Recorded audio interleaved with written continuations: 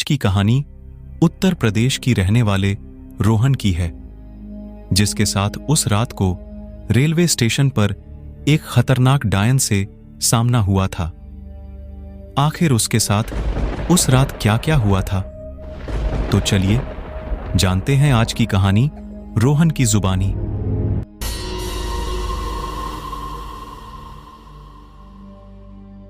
यह हादसा उस समय का है जब मेरे दादाजी का देहांत हुआ था और वो उस समय यूपी के बदायूं में थे।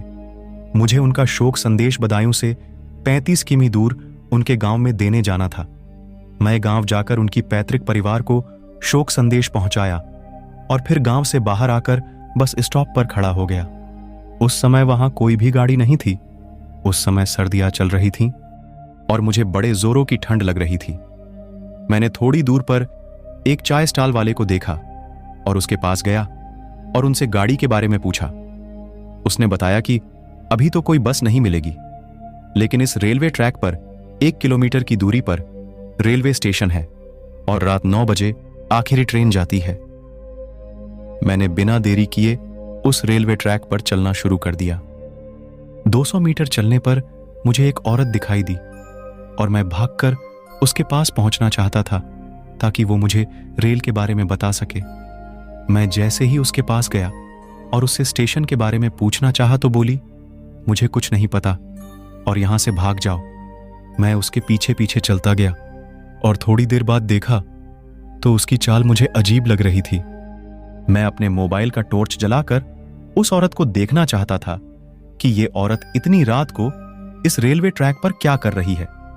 जैसे ही मैंने टॉर्च जलाया, वो औरत बोली, टॉर्च बंद कर दे वरना तेरी सांसें बंद कर दूंगी। मैं उसकी आवाज सुनकर डर गया और वापस उस स्टॉल वाले की तरफ चलने लगा। थोड़ी देर चलने पर मुझे उस औरत के जोर से हंसने की आवाज आई और बोली, मैंने आज एक शिकार पहले ही कर लिया है, इसलिए मैं तेरा कुछ नहीं करूंगी।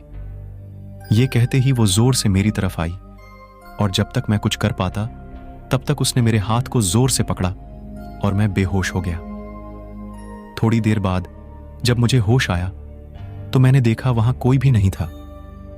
मैं जोर से रेलवे स्टेशन की तरफ भागा और वहां सीधे स्टेशन मास्टर के कमरे में चला गया और उनको सब बताया।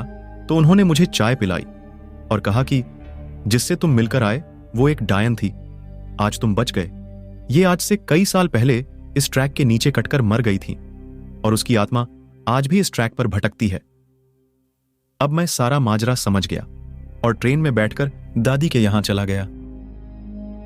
इस घटना के बाद से मुझे ट्रेन और रेलवे ट्रैक से बहुत डर लगता है। तो दोस्तों, आज की कहानी अच्छी लगी तो प्लीज वीडियो को लाइक और शेयर जरूर करना और ऐसी ही दिलचस्प डरावनी कहानियां सुनने के लिए इस चैनल को सब्सक्राइब कर लेना।